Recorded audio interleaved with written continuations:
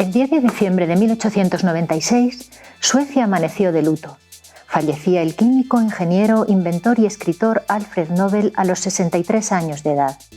Un año antes había firmado su testamento, un legado que revolucionaría a la sociedad y a sus herederos, porque destinaba la mayor parte de su inmensa fortuna a la creación de un fondo destinado a premiar todos los años a las personas con las aportaciones más destacadas en 5 disciplinas: física, química, fisiología o medicina y la contribución a la paz mundial. 4 años después, en 1901, en el aniversario de la muerte de Alfred Nobel, se celebró la primera ceremonia de entrega de estos hoy famosos galardones, que deben su nombre a su creador, los Premios Nobel. Solo 3 personas pueden compartir el premio en una disciplina, por haber contribuido al logro que se reconoce. Esto hace que el número de personas premiadas sea diferente en cada campo. Pero hay una constante común en todos ellos. El número de mujeres premiadas es muy inferior al de varones. Sin duda, las dificultades de las mujeres para estudiar y trabajar en el siglo pasado han tenido algo que ver con esta situación. Y de hecho, en los últimos años, cada vez más mujeres consiguen el premio. Pero este desequilibrio histórico hace que a menudo tengamos la equivocada sensación de que las mujeres no pueden recibir este galardón. Para romper esta falsa idea y de paso servir de homenaje a un puñado de investigadoras fascinantes, haremos hoy un recorrido por la vida y las contribuciones de algunas de estas mujeres Nobel. No van a estar todas las que son, pero todas las que están son grandes damas de la ciencia, sin cuyos descubrimientos la frontera del saber no estaría hoy donde se encuentra. ¿Nos acompañas? Pero esto no es solo un recorrido, road en inglés, sino un escape road. Para avanzar, tendrás que ir resolviendo unas preguntas. En la primera te aparecerá un código QR con el que accederás a un cuestionario. Te dejaremos unos segundos para responder e iremos continuando nuestro camino. Si aciertas todo, podrás abandonar el recorrido con un poco más de sabiduría y esperamos que con ganas de continuarlo para seguir aprendiendo sobre las personas y avances científicos que han merecido un premio Nobel. ¡Vamos allá! Ningún recorrido por los premios Nobel puede dejar de lado a Marie Curie, primera mujer en recibir un Nobel y una de las 4 únicas personas en toda la historia que han recibido 2 galardones, en física en 1903 y en química en 1911. La grandeza de sus logros se sustenta sin duda en su convicción de que cada persona tiene la responsabilidad individual de esforzarse en su perfeccionamiento para construir un mundo mejor. Nacida María Sklodowska en Varsovia, Polonia, en 1867, por su condición de mujer se vio obligada a estudiar clandestinamente en la llamada Universidad Flotante, sin sede fija. Costeándose sus estudios, pudo marchar a París y entrar en la prestigiosa Universidad de la Sorbona, donde se graduó en física y matemáticas. Allí conoció al físico Pierre Curie, con quien inició una relación personal y científica que sería una de las más fructíferas de la historia. En condiciones extraordinariamente precarias, lograron identificar el fenómeno de radioactividad, por lo que recibieron en 1903 el Premio Nobel de Física junto con el francés Henri Becquerel.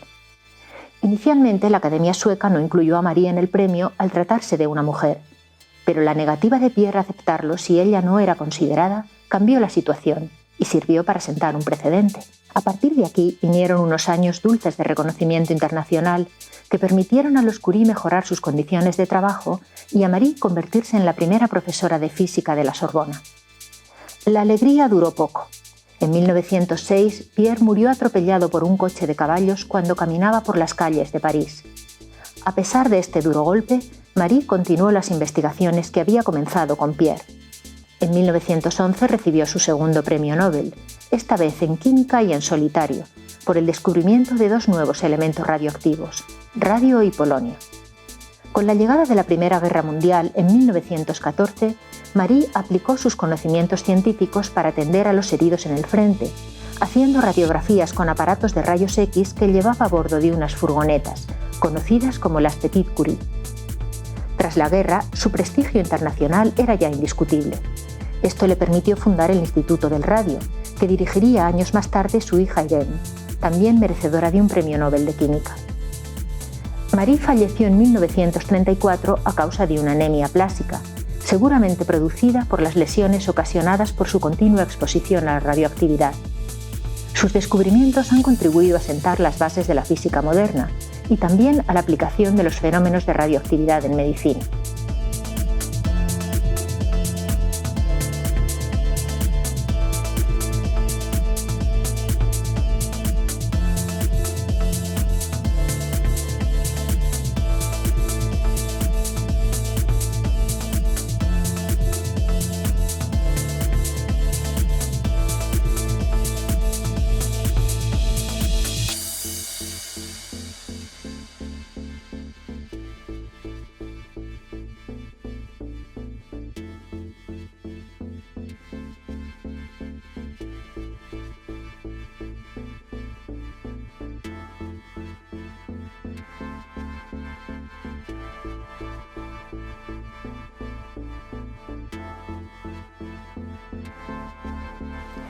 pesar del precedente sentado por el coraje de Pierre Curie, tuvieron que pasar 50 años para que otra mujer volviera a ganar el Nobel de Física, Maria Geppert-Mayer, por descifrar la estructura del núcleo atómico. Y otros 55 años más para que llegara la tercera ganadora, la canadiense Donna Strickland, merecedora del Nobel en 2018 junto con su director de tesis, Gerard Mourou, por la generación de pulsos de luz láser ultrarrápidos de gran intensidad. Compartieron el premio con Arthur Askin, creador de las pinzas ópticas, que utilizan estos pulsos para aplicarlos a sistemas biológicos. Donna Strickland nació en Guelph, Canadá, en 1959. Estudió física en su país natal, pero se desplazó a Estados Unidos para realizar su tesis doctoral en óptica, en el grupo de Gerard Mourou, en la Universidad de Rochester. Donna recuerda que su primera impresión de un laboratorio láser fue la de un árbol de Navidad, y eso despertó su interés. Sin duda, Donna Strickland es una mujer a la que le gusta divertirse, y por suerte para la humanidad, la investigación en luz láser la entretiene muchísimo. Pero sin duda es también una mujer tenaz, que persigue sus convicciones sin desanimarse porque otras personas no las sigan. Antes del trabajo de Strickland y Mourou, la emisión de pulsos láser de gran intensidad venía limitada por la destrucción del amplificador a causa de la alta potencia del pulso. La genialidad de su idea fue usar un sistema que alarga el pulso antes de amplificarlo, evitando el exceso de potencia, y después lo comprime produciendo los pulsos de luz más cortos e intensos que se hayan creado. Esta técnica permite ver procesos instantáneos, como el movimiento de los electrones en los átomos, y también tiene múltiples aplicaciones en cirugía ocular. Un dato curioso: a pesar de su investigación pionera, Wikipedia no dedicó un artículo a Donna Strickland hasta poco después de que fuera anunciado su premio Nobel.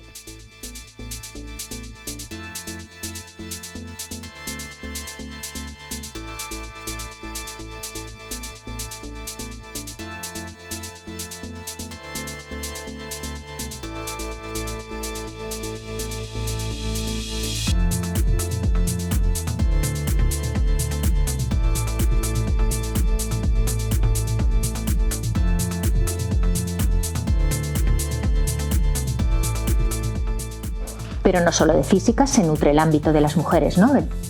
Continuando la saga de Marie Curie, su hija Irene Joliot-Curie compartió el galardón de química en 1935 con su colaborador y esposo Frederick por la síntesis de nuevos elementos radioactivos.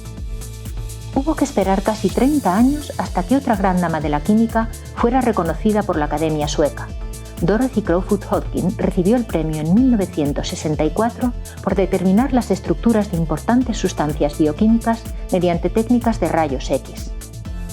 De nacionalidad británica, nació en El Cairo, entonces colonia inglesa, y pasó sus primeros años en Inglaterra separada de sus padres a causa de la Primera Guerra Mundial. Estudiante brillante, desde niña le gustaba cacharrear por el mero placer de experimentar lo que leía en los libros. Ya en su doctorado comenzó a interesarse por las posibilidades de la técnica de rayos X para determinar la estructura de biomoléculas. Se convirtió en la primera mujer investigadora de la Universidad de Oxford en 1936. En 1944 determinó con detalle la estructura tridimensional de la penicilina, de enorme importancia antibiótica durante la Segunda Guerra Mundial. Fue también pionera en aplicar la computación para ayudarse en el análisis de sus medidas, y así determinó la estructura de la vitamina B12. Tras recibir el Nobel, descifró la estructura de la insulina. A pesar de que la artritis la confinó a una silla de ruedas en sus últimos años, hasta su muerte en 1994 mantuvo su intensa actividad científica y su activismo político en defensa de la paz. Su trabajo no solo permitió entender la estructura de sustancias de enorme relevancia, además implicó un cambio en la forma de abordar la investigación en bioquímica: usar la estructura molecular para entender la función biológica. Dorothy afirmaba sentirse en deuda con el trabajo de otros. Paradójicamente, ella extendió su aplicación de la cristalografía de rayos X a las biomoléculas, y este avance permitiría las investigaciones de la siguiente ganadora del Nobel de Química, Ada Yonath.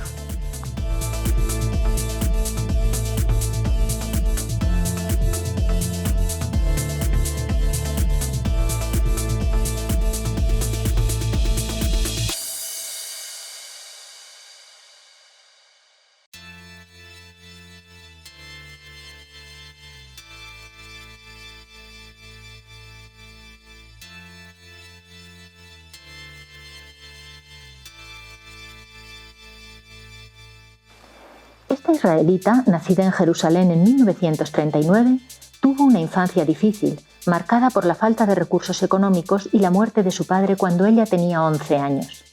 Pero gracias al apoyo de su familia y a su propia determinación, pudo aprovechar su talento llegando a doctorarse en cristalografía de rayos X en uno de los centros de investigación más prestigiosos de Israel, el Instituto Weizmann.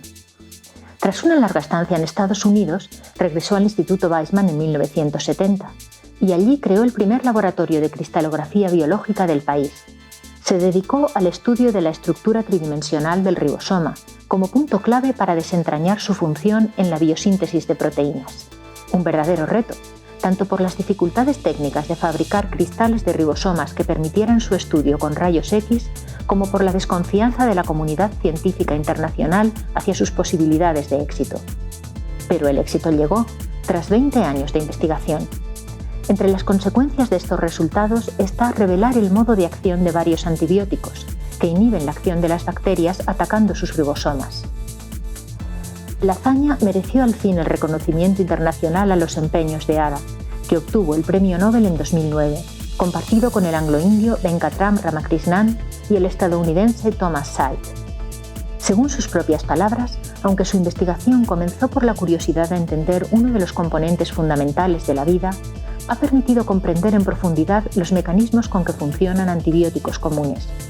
Primer paso para el desarrollo de fármacos antibacterianos más eficientes, en particular frente a bacterias resistentes a los antibióticos, uno de los problemas más acuciantes del siglo XX. Ada lo resume en una reflexión: la ciencia es la fuerza para el futuro.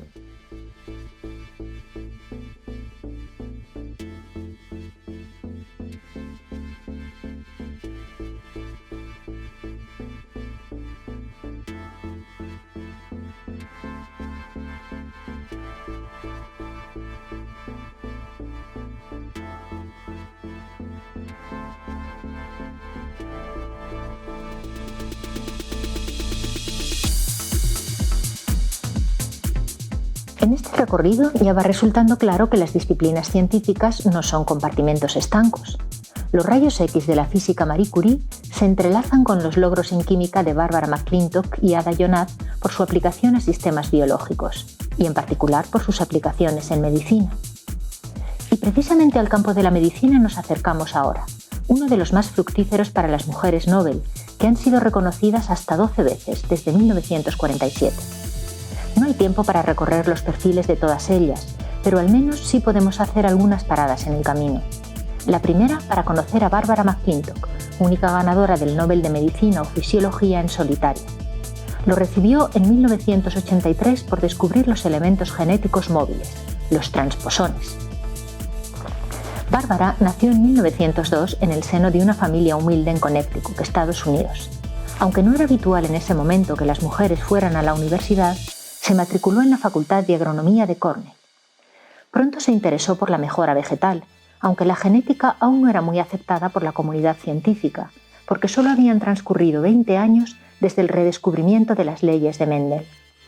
La participación en un curso de genética antes de terminar sus estudios universitarios marcó los intereses científicos de Bárbara. Comenzó estudiando los cromosomas, citogenética, utilizando el maíz como organismo modelo. Supo ver el potencial de estudiar la estructura de los cromosomas para entender el funcionamiento de los genes, y en la década de los 50 describió por primera vez el proceso de transposición de los elementos del genoma. Ciertos elementos genéticos pueden cambiar su posición en el genoma, y esto afecta a la expresión de los genes en los que se insertan. La aceptación de estas ideas revolucionarias costó 30 años.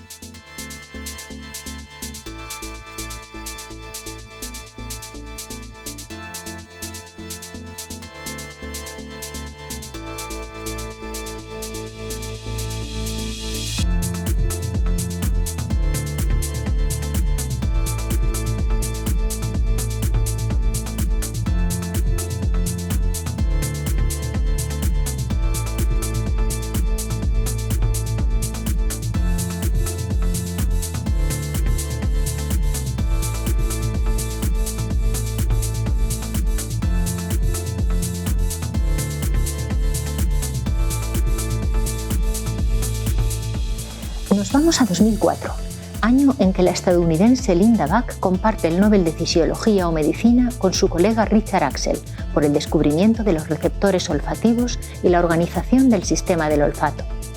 El olfato era uno de los sentidos más enigmáticos, y Buck y Axel revolucionaron el campo utilizando por primera vez la metodología molecular para determinar su funcionamiento. Identificaron al menos 1000 genes relacionados con receptores olfativos, capaces de reconocer y memorizar las aproximadamente 10.000 sustancias odoríferas conocidas.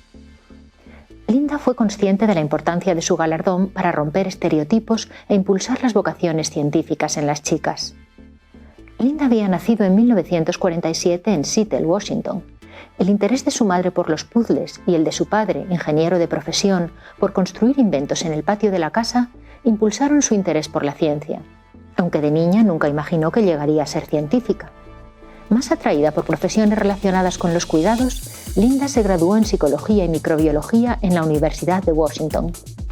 Finalmente se decantó por la biología y se doctoró en Inmunología en la Universidad de Texas en 1980. Además del premio Nobel, acumula una impresionante colección de otros galardones, como la Medalla de Oro al Mérito del Estado de Washington. Ha continuado sus investigaciones averiguando cómo se organizan las señales de los receptores olfativos en el cerebro.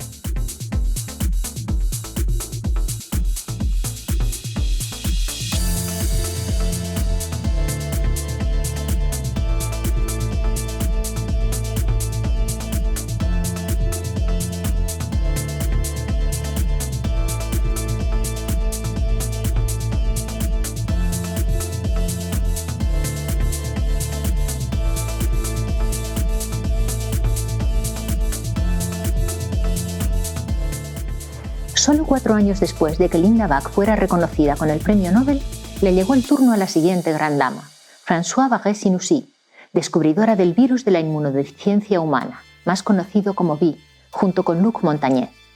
Ambos compartieron el galardón en 2008 con Harald Surhausen, descubridor del virus del papiloma humano.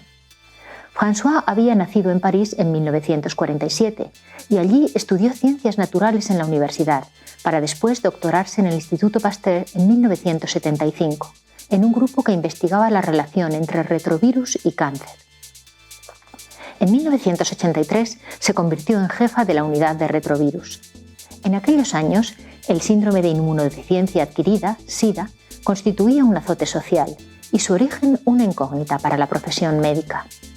Françoise investigaba si un retrovirus desconocido podía estar detrás del SIDA, para lo que necesitaba demostrar la presencia de una enzima específica de este tipo de virus, la transcriptasa inversa, en muestras de pacientes infectados.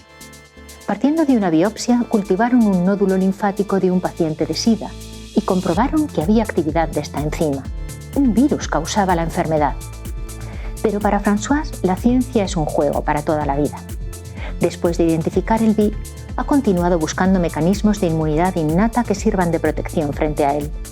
Ha sido siempre una persona preocupada por promover la investigación, la formación y las acciones en países en desarrollo, y en particular por controlar la progresión del SIDA. Fue presidenta de la Sociedad Internacional del SIDA entre 2012 y 2014 y profesora emérita del Instituto Pasteur.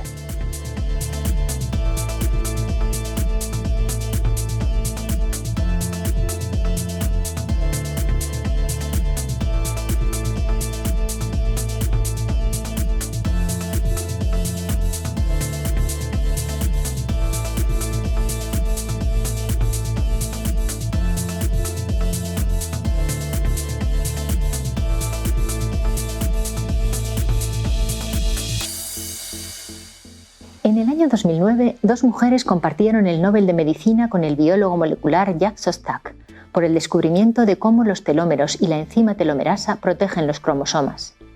Se trata de Elizabeth Blackburn y Carol Grade, y la investigación por la que recibieron el Nobel forma parte de la tesis doctoral de Carol bajo la supervisión de Elizabeth, realizada entre 1983 y 1987, y cuyo objetivo inicial era identificar la enzima responsable de alargar los telómeros.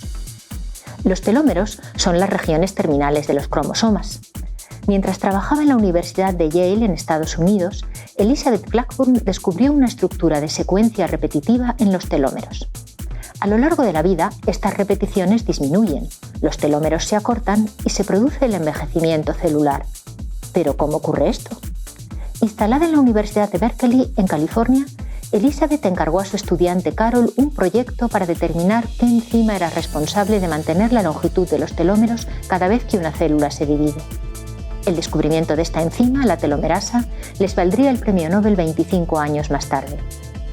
Carol Greider nació en San Diego, California, en 1961 y tuvo que enfrentarse a la muerte de su madre cuando solo tenía 6 años.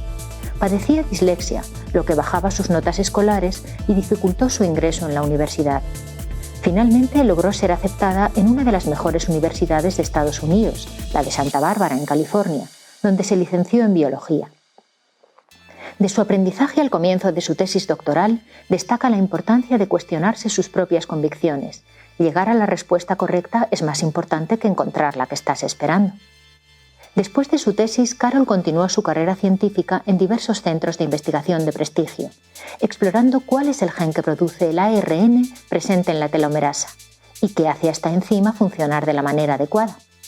Sus estudios tienen importantes repercusiones en la determinación de la estabilidad cromosómica, los procesos de envejecimiento celular y la aparición de enfermedades. Hoy dirige el Departamento de Biología Molecular y Genética de la reconocida Universidad Americana Johns Hopkins en Baltimore.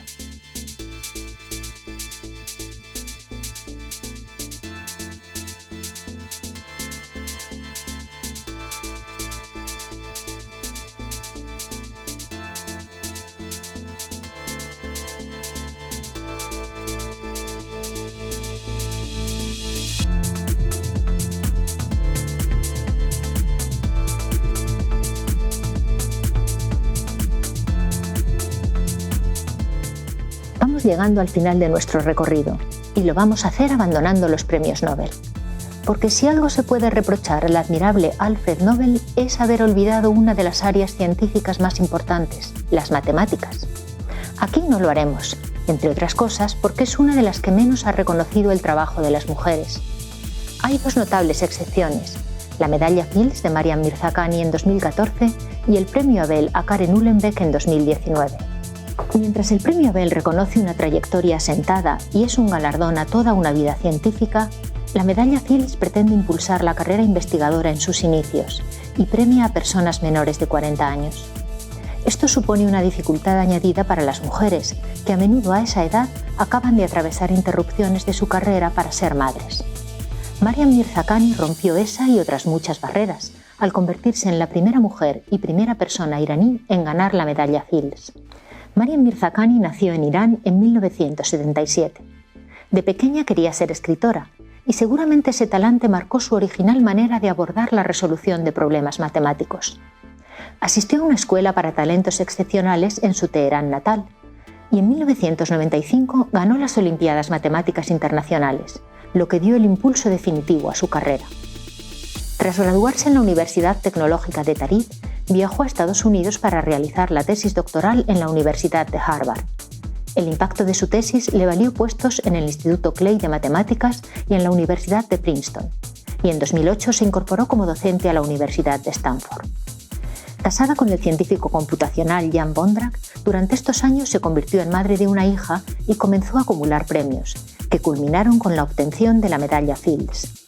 Un cáncer de pecho robó a la humanidad el talento de esta gran mujer el 14 de julio de 2017. Una muerte sin duda prematura. Maryam fue galardonada por sus aportaciones al estudio de superficies de Riemann, que revolucionaron el campo de la geometría del espacio curvo. Resolvió paradigmas fundamentales y estableció conexiones inesperadas entre algunos de los problemas más difíciles en matemáticas. Su forma de abordar los problemas combinando áreas supone una provocación en pos de una mentalidad abierta. Ella misma lo dijo: «Me encanta romper las fronteras que la gente establece entre las distintas áreas».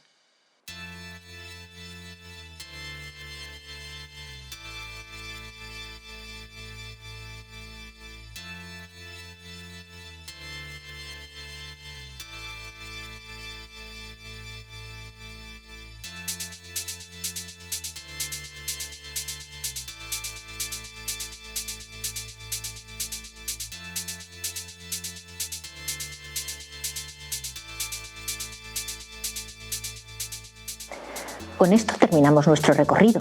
¿Te ha gustado? Nosotros también esperamos haber roto algunas barreras, sobre todo esa de que las mujeres no pueden dedicarse a las ciencias. No sabemos si habrás acertado las suficientes preguntas como para salir del escape room, pero esperamos que te hayas quedado con ganas de continuarlo. Nosotros volveremos, virtual y presencialmente, para seguir caminando junto a las mujeres Nobel. Hasta pronto.